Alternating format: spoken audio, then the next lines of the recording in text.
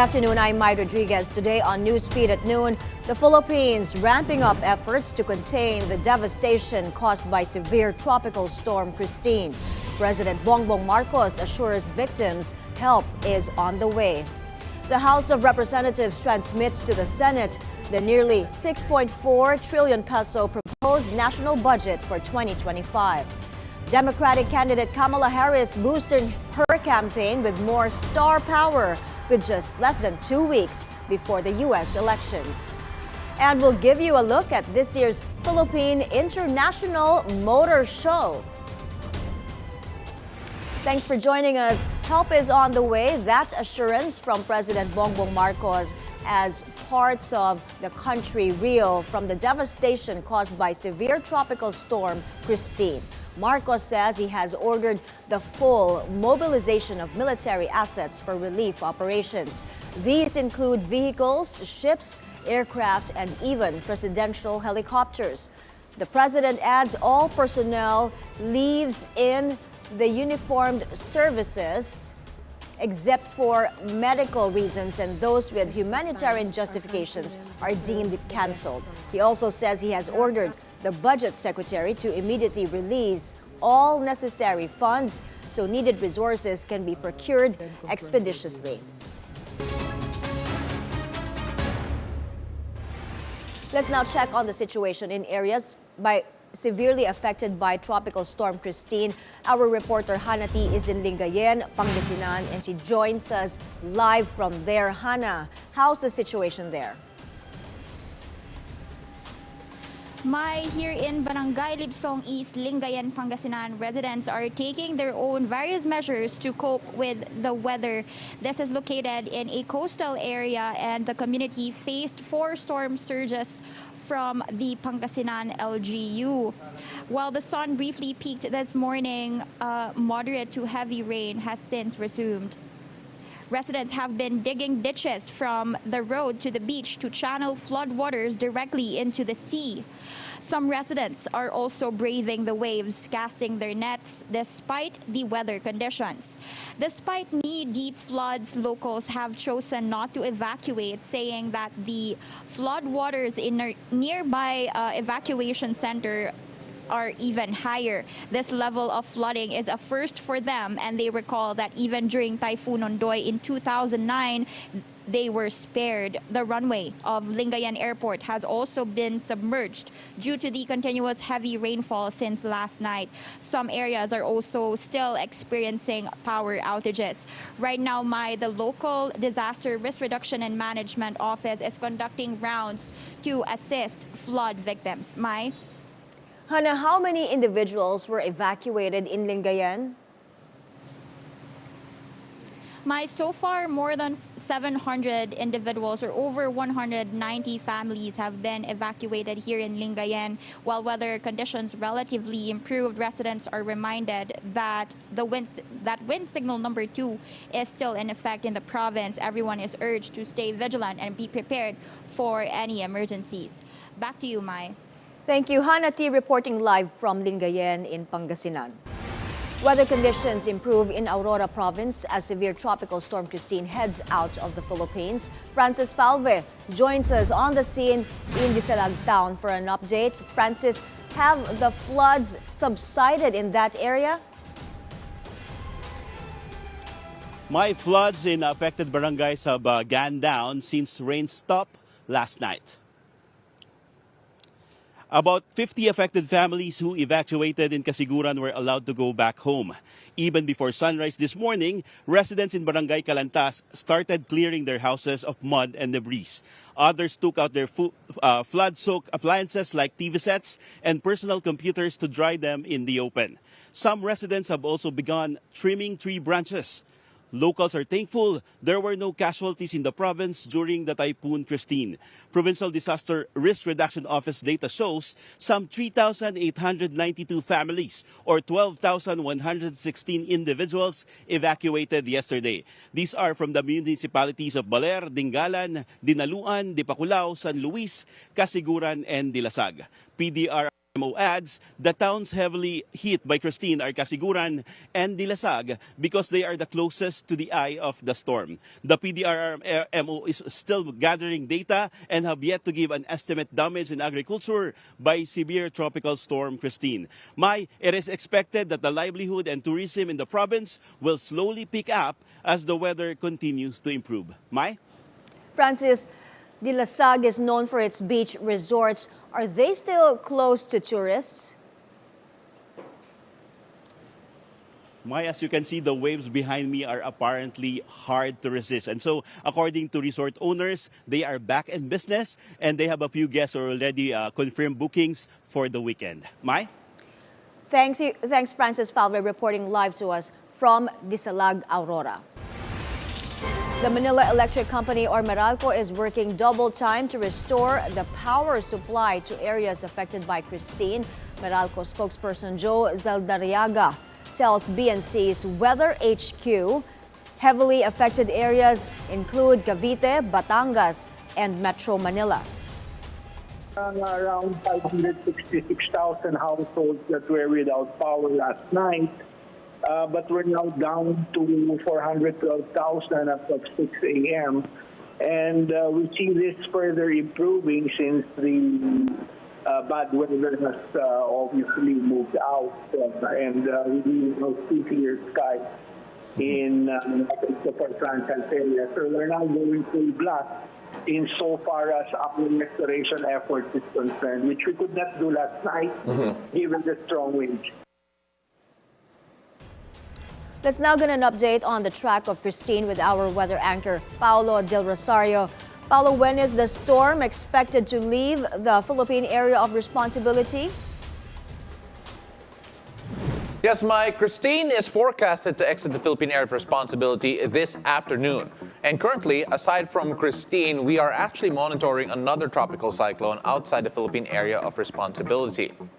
Now, as of 10 a.m. today, severe tropical storm Pristine was last located 200 kilometers west of Bacnotan, La Union, maintaining its strength. And it still has a maximum sustained wind speeds of up to 95 kilometers per hour near the center and gustiness of up to 115 kph.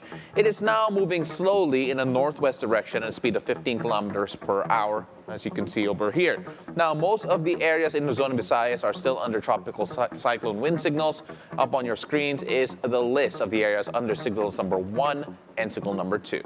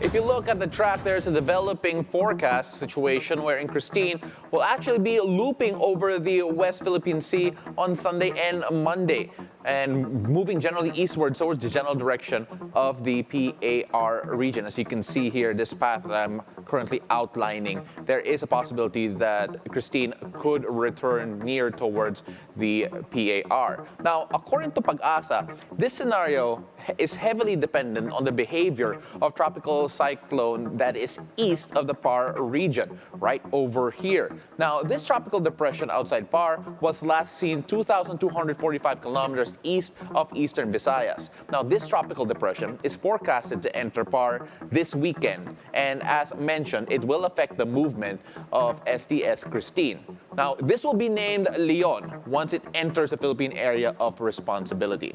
Now, in this wind forecast map, you will see that once Leon moves closer to the Philippine landmass, it may pull Pristine back to the Philippine area of responsibility. Now, according to Pag-asa, they do not want to rule out the possibility of the Fujiwara effect.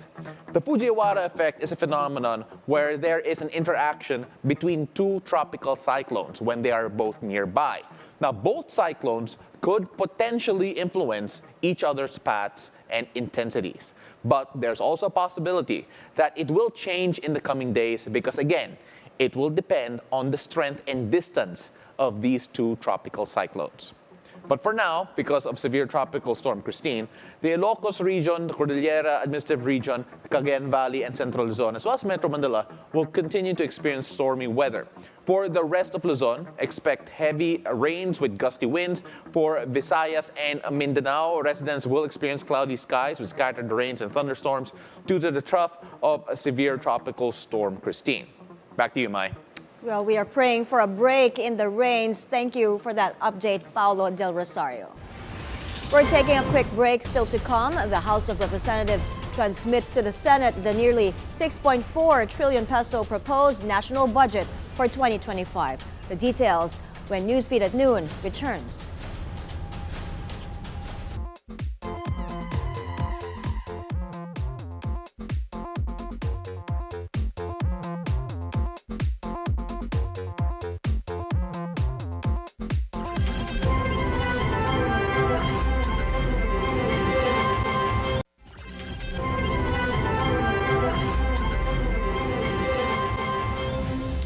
The House of Representatives transmits to the Senate the nearly 6.4 trillion peso proposed national budget for 2025. Appropriations Committee Chair Zaldi Co says the measure incorporates key amendments aimed at bolstering social safety nets and ensuring food security.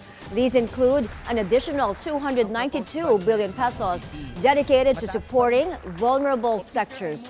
Education, meanwhile, remains a priority with an additional 30 billion pesos earmarked for scholarships. 8.5 billion pesos was also added to the armed forces budget. Camarines Sur has been doubling rescue efforts with some 300 barangays submerged in the aftermath of Storm Pristine. The storm dumped torrential rain in the province, turning low-lying areas into gushing rivers. Speaking to BNC's agenda last night, Camarines Sur Representative El Rey Villafuerte said, in many areas, only roofs of houses can be seen. He also says they are used to being hit by storms, but the amount of rainfall dumped by Pristine was simply too much.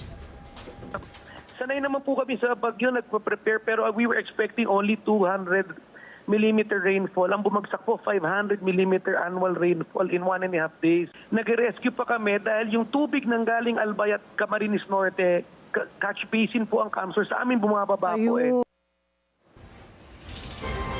For those who wish to help those affected by the storm, you may reach out to the Tanging Yaman Foundation and the Tabang Bicol of Ateneo de Naga of the Jesuit Communications Group. You can find the donation information on their Facebook pages. Any contribution will go a long way.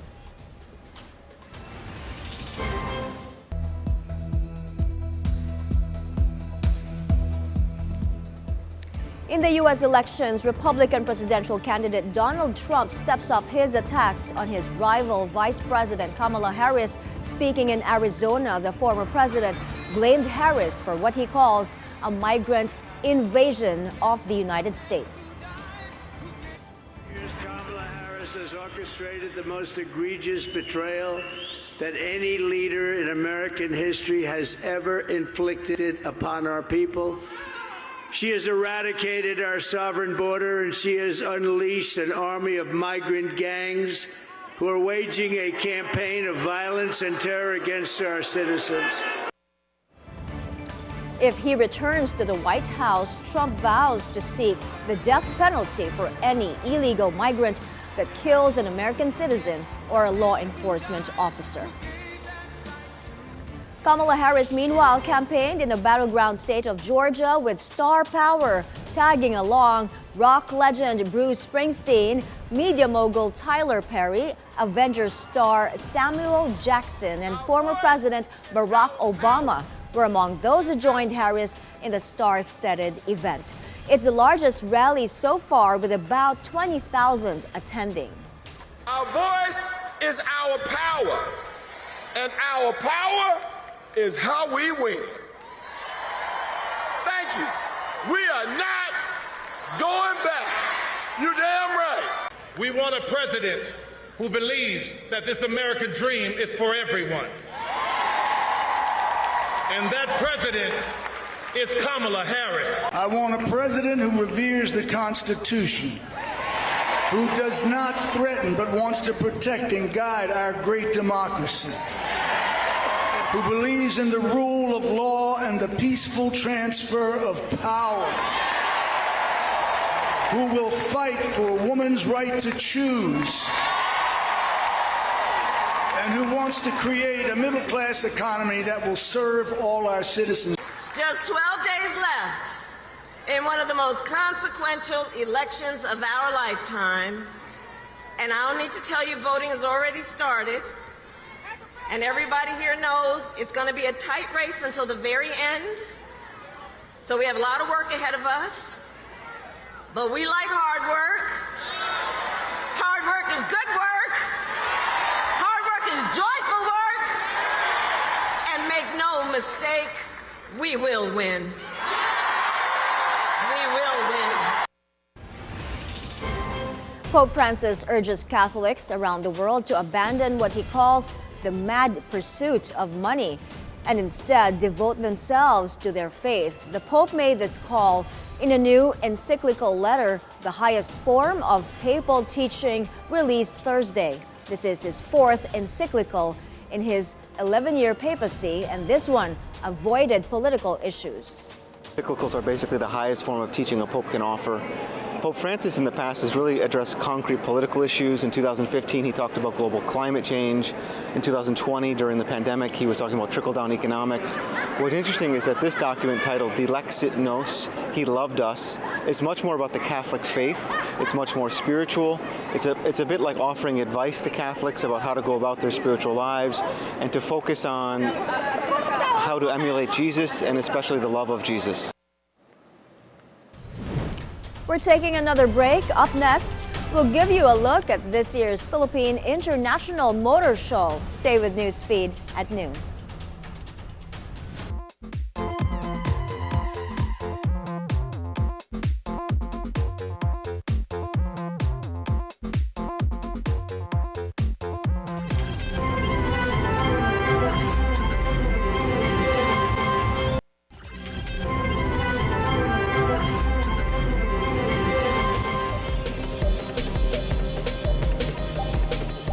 Welcome back. You're still on Newsfeed at noon. President Bongbong Marcos is expected to sign the so-called Create More bill next month. Senate President Cheese Escudero told the Arrancada Philippines Forum in Pasay City the bill could specifically be signed on the 11th. The measure aims to reduce the tax rate for both domestic and foreign companies from 25% to 20%. It also proposes the elimination of value-added tax on essential services. The goal is to attract greater foreign investment by creating a more predictable and sustainable business environment. The national government's budget deficit widens in September. The budget shortfall rose 8.9% year-on-year to 273.3 billion pesos. This comes as expenditures grew 13.15% to 573 billion pesos, outpacing revenues, which increased 17% to nearly 300 billion pesos. From January to September, the total deficit narrowed by 1.35% year-on-year to 970.2 billion pesos. Car enthusiasts and industry professionals gather at the World Trade Center in Pasay City as the Philippine International Motor Show returns. Our motoring correspondent, G. Baroga, takes us there. The biennial event, organized by the Chamber of Automotive Manufacturers of the Philippines, or CAMPI, showcases a dazzling array of new models, cutting-edge technologies, and innovative solutions from 17 car makers.